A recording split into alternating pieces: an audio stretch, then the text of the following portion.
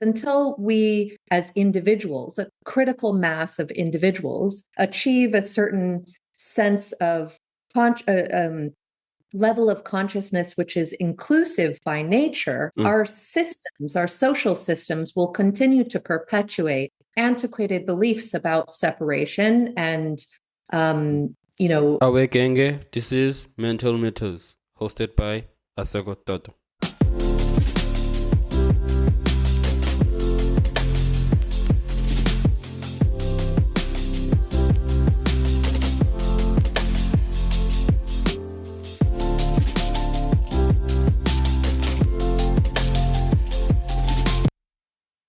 Hello, everyone. Welcome to another episode of Mental Mythos. I'm your host, thought-provoking. And before we dive into today's incredible conversation, I have a small favor to ask. If you enjoy what you hear today, please take a moment to rate and review our podcast on Apple Podcasts, Spotify, or wherever you listen. Your feedback not only helps us improve, but also helps others discover the valuable insights we share every week. And if you find today's episode particularly inspiring or insightful, don't forget to share it with your friends, family, or anyone you think could benefit from it. Thank you for your support. It truly means the world to us. Now, let's get back into our conversation. When you hear the word wellness, what does it mean to you? Well, Aseko, what I equate wellness to is a whole host of factors that includes both intra-individual, familial, communal, and global aspects. So wellness is not just about me, it's about my entire community. And it's ultimately about the whole planet, right? We can do our best to heal ourselves, and in so doing, that must lead to greater wellness and holistic well-being for our communities. Otherwise, it's just a selfish endeavor. Speaking about being it a selfish endeavor, because one would actually say that, no, wellness, I know it as actually taking care of yourself. So how do we actually get it wrong? How do we actually not know I would say that not taking care of, actually looking at in that perspective of in terms of the community, or in terms of the actual earth, in terms of between people? Sure. Well, I think this is a really important conversation, and one that is nuanced, right? But ultimately, I think in this era in which we're all so interconnected, not only through the advent of technologies like the one that we're using to communicate with one another here today, but also globalization of industry, food production, commerce, all of these things, it's no exaggeration to say that my personal well-being is predicated on the ability of our collective to support itself as we move through this phase of human evolution. Right now, our planet is suffocating under the weight of our collective ignorance. In terms of in many areas, species extinction being one, massive disruptions and disparity in terms of economic opportunity at across cultures and across regions. And these aspects, like for instance, what's going on at the cobalt mines in the Congo is a direct result of the extractive principles that are driving this consumer driven frenzy for adaptation of technology, right? Because those resources are needed. So the well-being, my well-being is not separate from the well-being of our global family, of our human family. And I think it's very important to be aware of that so that we can make choices in our own personal lives and in our families' lives that support moving forward into a more loving, compassionate, and sustainable way of life on Earth. In terms of, I love the fact that speaking on the selfishness of selfish endeavors, and I had a conversation with a friend, and I think it was around an hour conversation, speaking different things, and something that you spoke about something in terms of taking care of our global family, and you spoke about the system of education, and usually people that actually are ministers, people that actually govern these type of departments, they have this I would say perspective of, if I'm gonna invest money, if I'm gonna actually contribute to this thing, how will actually be beneficial to me? And when I speak about beneficial in a way of money wise, definitely. Yeah, how am I going to line my pockets while I'm Yes, well, exactly. right? Exactly. And also, I feel like that's the thing. And in a way of, again, you said that it's quite important, this type of conversation, to actually, I would say, educate people what is actually wellness. Because I'm definitely to people that are actually listening to this podcast, this episode, that are thinking that of like wellness, it's actually taking care of myself, taking care of my mental well-being, and actually not looking to actually give an extra hand to someone else. And I love the fact that you actually put that in that way. So thank you so much for that. Oh, well, my pleasure. And listen, it's not that wellness must be broad enough to encompass both my personal, psychological, emotional, and spiritual well-being. But in so doing, in understanding myself more fully, you will come to the realization that my well-being doesn't operate in a vacuum, a social vacuum, right? It is fundamental that our relationships, our community, our, larger society are also well, in order for us to be creating a more thriving planetary civilization. I think, there's a quote, I forget who to attribute it to, but it's a Krishnamurti quote. It is no measure to I'm going to mess up the quote.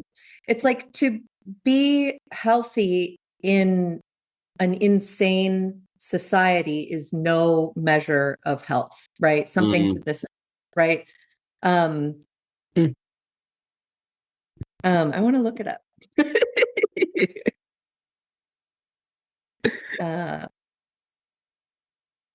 No measure of health. Okay, yeah, here it is. It is no measure of health to be well adjusted to a profoundly sick society. I'll say that again. It is no measure of health to be well adjusted to a profoundly sick society. So I'm someone who typically can get in trouble because I challenge the assumptions of our global systems, the assumptions upon which our neocolonialist capitalist systems are predicated. That there are certain people who are deserving and there are others who are not, right? Like this, that there is a standard of, these were the thoughts and beliefs that people had at the time that these systems were put into place, that I, by virtue of X, Y, or Z, am superior to others, right?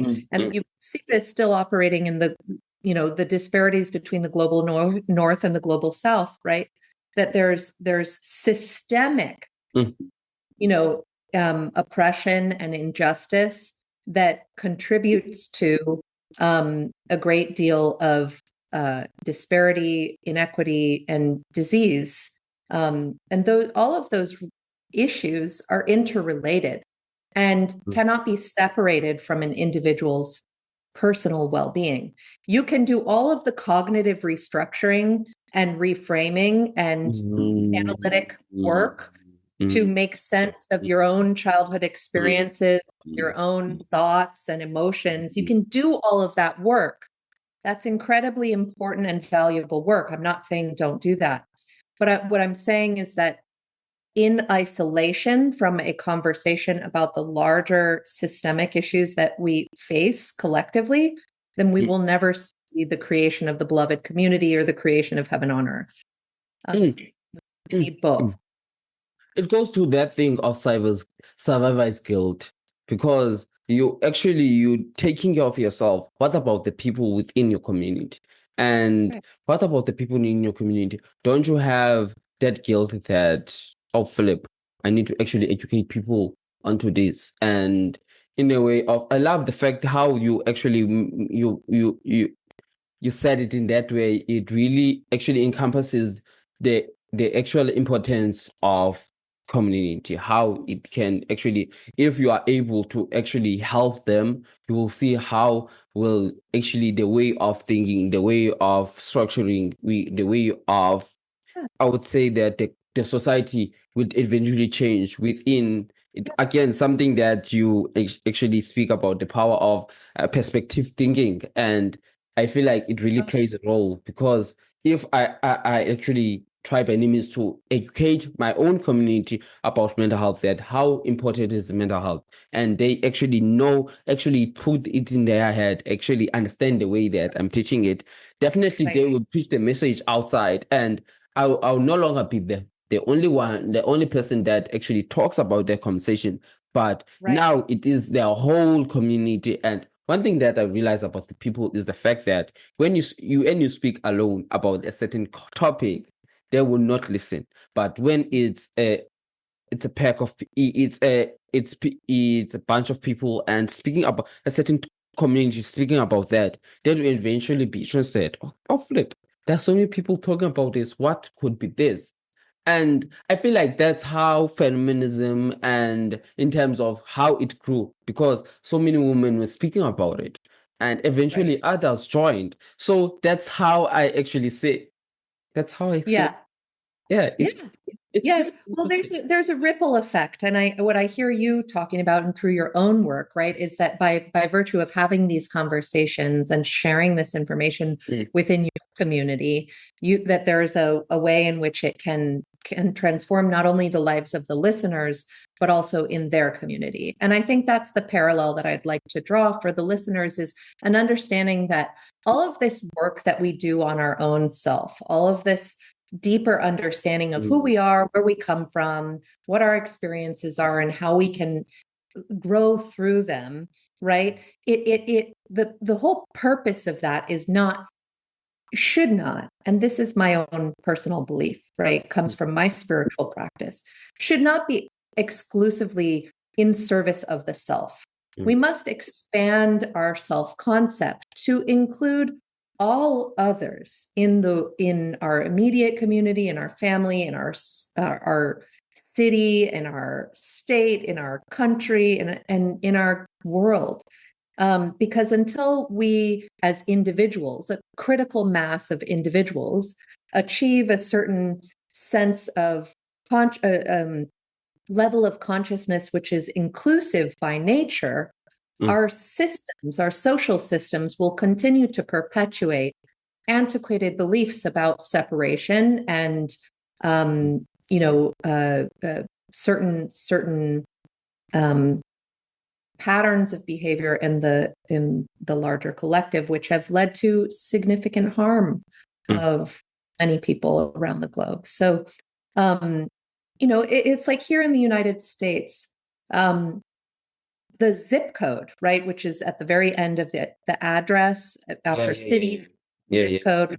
I'm familiar. The zip code where you're born has a greater correlation to your health outcomes, physical and emotional health outcomes, than any other predictor that can be used, right? Because zip code is often associated with economic status, right? This is the concept behind what is called here redlining, right? That certain districts are mapped and created to keep certain people in poverty and other people, with better health outcomes, right?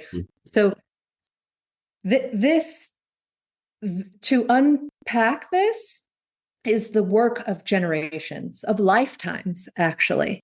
It's not going to magically change, and it must come from within ourselves, right? We must organize within our own communities the people who are most affected by these issues, educating them, activating them, organizing, supporting their own self-organization and empowerment to be able to affect real change in their lived conditions and their lived experience.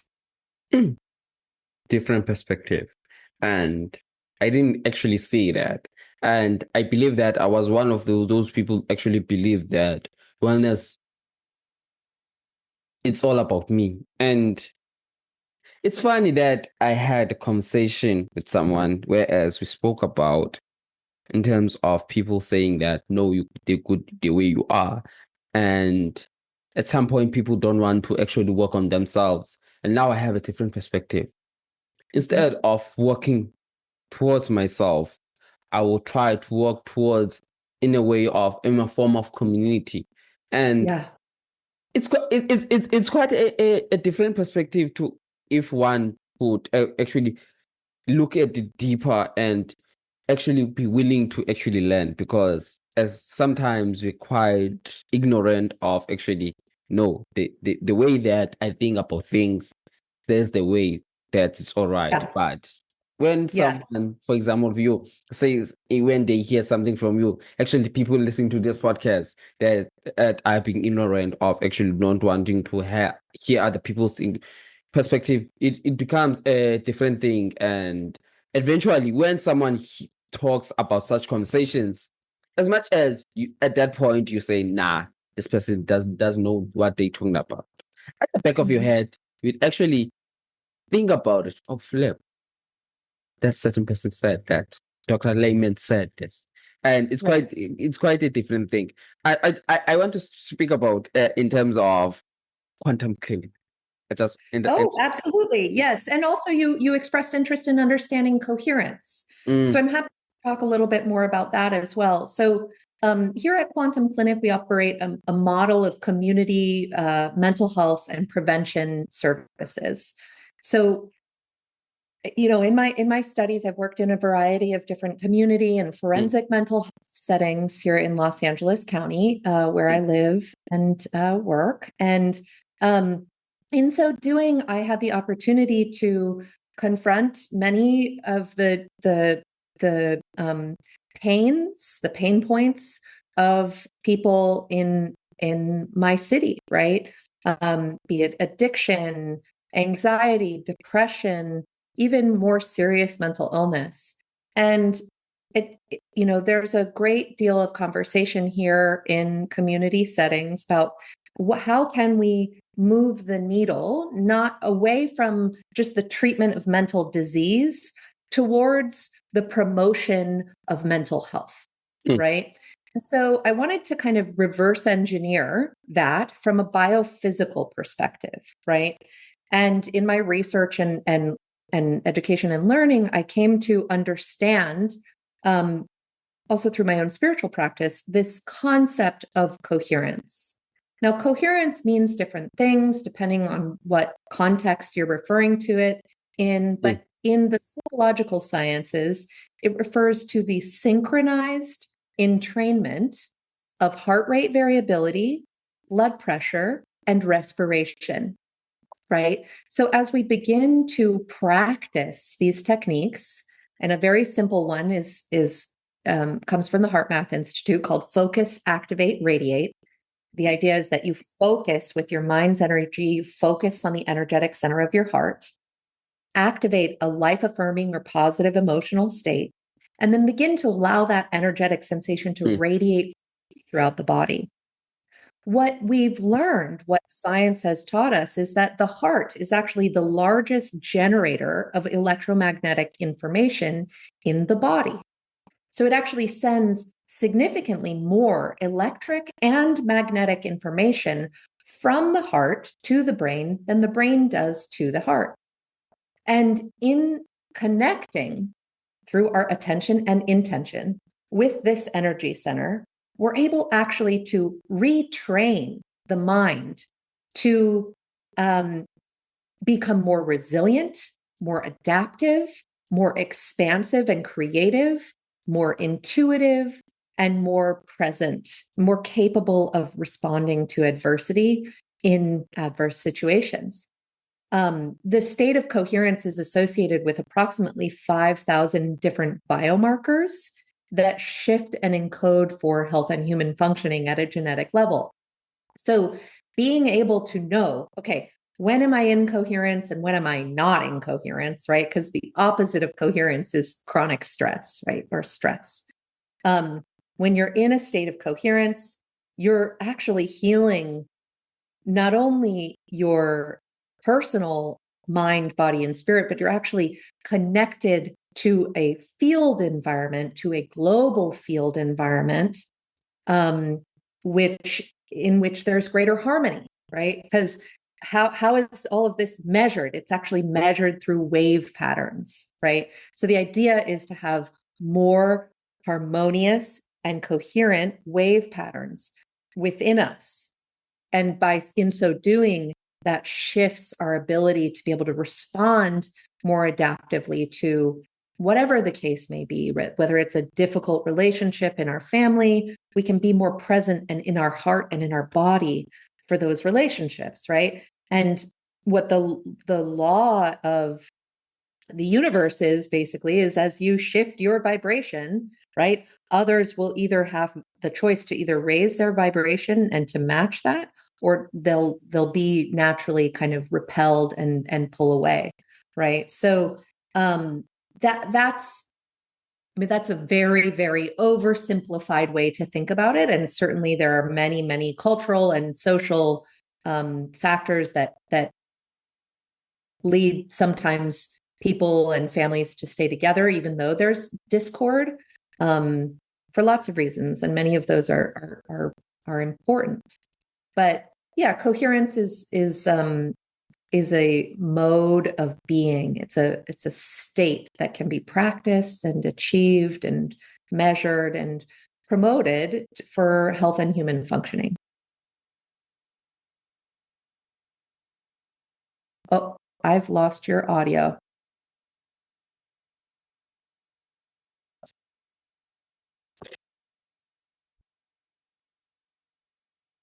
Okay. There we are. Oh, you're still gone. We'll take a few minutes.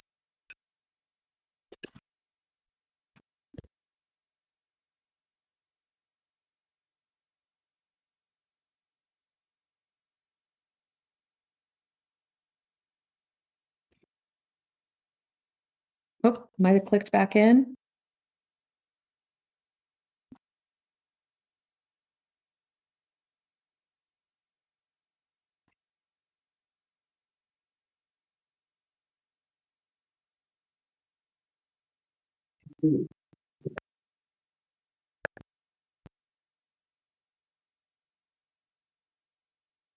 Oh man, The problem. I'm so sorry. Wait, it's like clicking. It's in and out.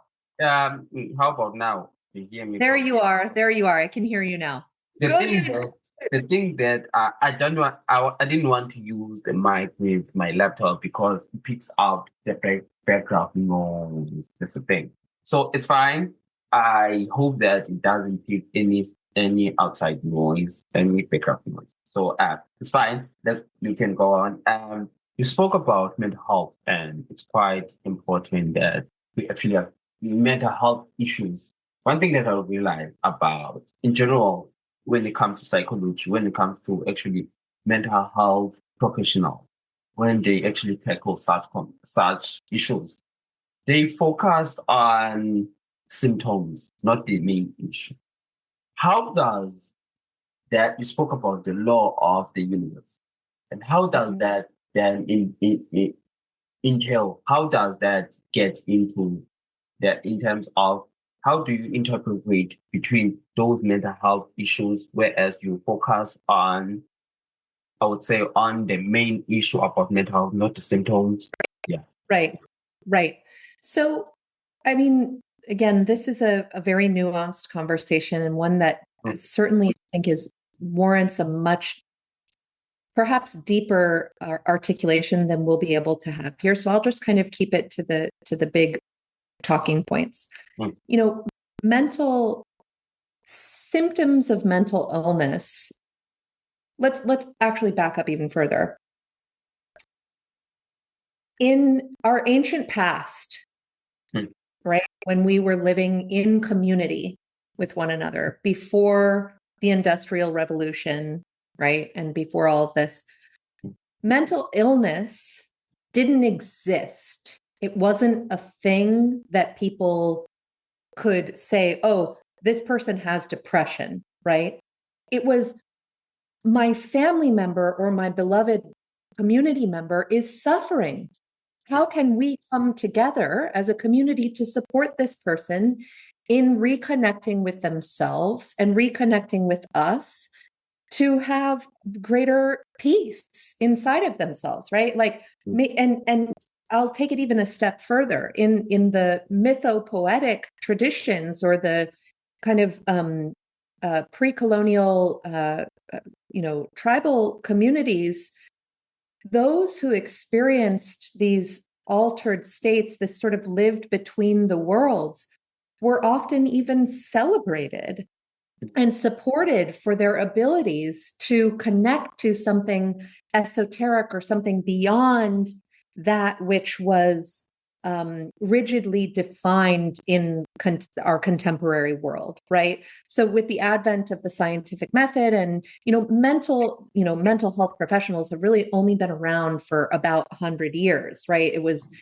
at the turn of the 20th century, right before when the father of modern psychology was first writing, and then so on and so forth. So while philosophical traditions have been around for much, much longer, the field of psychology has really only been around for about 120, 150 years, let's call it, right?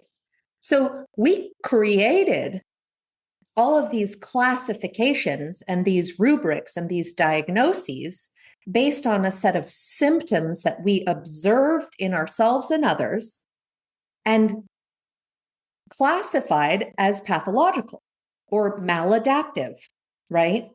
But ultimately, I believe that those symptoms arise from a disconnection to our ancient past, from a disconnection to what is a truer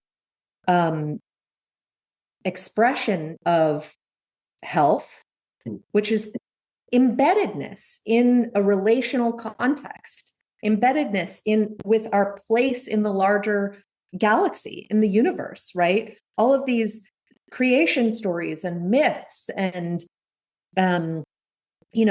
familial oral stories that were passed down for generations, those are all protective factors against the presence of mental illness, right? And from a contemporary neuroscientific perspective, we're understanding that actually, like, the development of my physical brain structures are not separate from that in my relatives, right? We are actually at a material level as well. We are not separate from the relationships which formed us. So if we really begin to unpack this notion of what is mental illness, it is a social construct. We created those terms to describe something that was maladaptive, but even in that description, there are value judgments, right? What if we reframe it as those symptoms are the yearning for greater health? Those symptoms are a yearning for reconnection to source. Those symptoms are a yearning for greater levels of community, of presence, and of connection, right? And if we're able to see that in ourselves and in our community, then we can create structures and spaces and places that support people in reconnecting to themselves, in reconnecting to one another, and of providing that sense of community and collective healing that is so needed right now. I love how actually in overall what I realized the fact that it's all about. Firstly, I love the fact that you mentioned that it's a social contract, because I also have that belief also, because these things is not, as you said, that I would say psychology is something. It's something that's quite new, and whereas you've said that it's running around in 100 years, and sometimes also another thing that really exists, we can't actually run away, is the fact that sometimes we self-diagnose ourselves, and it's a big thing, and we have been told that we shouldn't self-diagnose ourselves, and definitely that also has its own consequences. What I mean by that, you will self-diagnose yourself, and all your self-esteem dies, and you Right. realize that hopefully it's meant depression, anxiety, that Right. so bad. And it goes back to that thing of beliefs, of saying that having, and I love it. Again, one thing that I love is the fact that you mentioned that when it comes to these symptoms of mental health, in a way of, in terms of reconnection, of yearning for reconnection, reconnecting you back to the source. And there's this thing that was one video that I saw on Instagram, whereas it showed a brain of ADHD, depression, anxiety, and it actually showed two different scans: a normal brain and a normal brain with depression, anxiety, ADHD. And it said that what if the right brain is with those that actually have depression, anxiety, ADHD? And it really brings to the table a different perspective when it comes to that. A different perspective that we should, to me, it gave me the fact that we should accept the way we are. And it really goes within relationships that one would say that I accept your flaws, I accept your limitations. And I love more. exactly, how can we actually do that when it comes to mental health? How we cannot do to people that we obviously judge people when it comes to mental health. Right. For example, Some people do, and it's very common to judge those who big thing, I would say that it's schizophrenia, whereas a person would say that no, you're crazy, and right. you not actually after one receives or hears about one's diagnosis, they assume that you are crazy, not actually knowing what kind of a person is that person. So it's quite a different perspective, a way of into it. Yeah, and I guess for me, there are so many different ways to go with this conversation, and I really appreciate the rapport and the back and forth between us. I'm having a lot of fun here talking to you today, so thank you. No problem. But the discussion about again, you mentioned there's a social component to this, right? We created these diagnoses, we apply them to individuals, and then it's a way of invisibilizing them. It's a way of subjugating them and reducing the fullness of the human experience to a very rigidly defined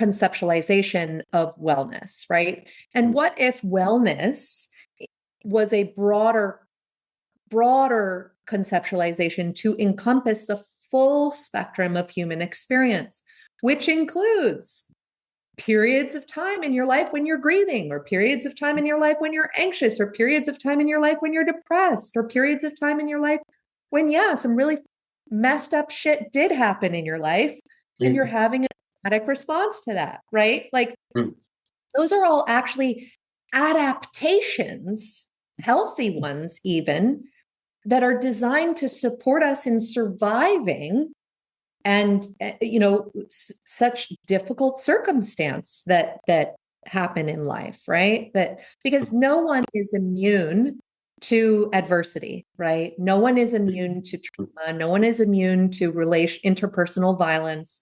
No one is immune to the impact of the reality of living on planet Earth, right? And so we are at this time when we're both simultaneously have so much information. It's like information overload that we struggle, I think, to make sense of everything. And really at the end of the day, what I'm advocating for and what the takeaway message should be is, how can we expand our sense of self to be inclusive of our larger human and planetary systems, so that we can begin to accept and love the multiplicity of experiences, the neurodivergence that exists, right? And stop pathologizing those who we perceive as different, right? Because we all are here together, and we all must love one another and support one another. And in so doing, I guarantee you'll see lower incidence rates of anxiety, depression, and suicide. Because community, a sense of belonging and a sense of connection, right, are all protective factors against the onset of those symptoms. And right now, we're in a place where we're seeing rising rates of disease across the board, both mental and physical, right? Metabolic disorders, and again, there's so much information now on the relationship between healthy diet and mental health. Like, it's all connected. You literally cannot separate these parts of ourself. And so that's why that would be my takeaway here, is to support people in embracing and accepting and loving one another more fully, for the whole humans that we are. And I just want to say thank you so much for being here. Really enjoyed the conversation. Really loved the conversation, because it really touched on things that I didn't see in a different way, in a way of coherence. I didn't know, actually.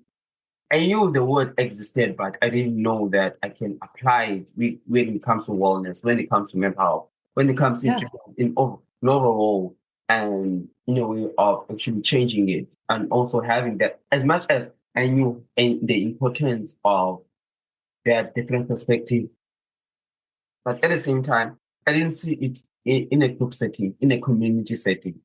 I really enjoyed the conversation. Thank you so much.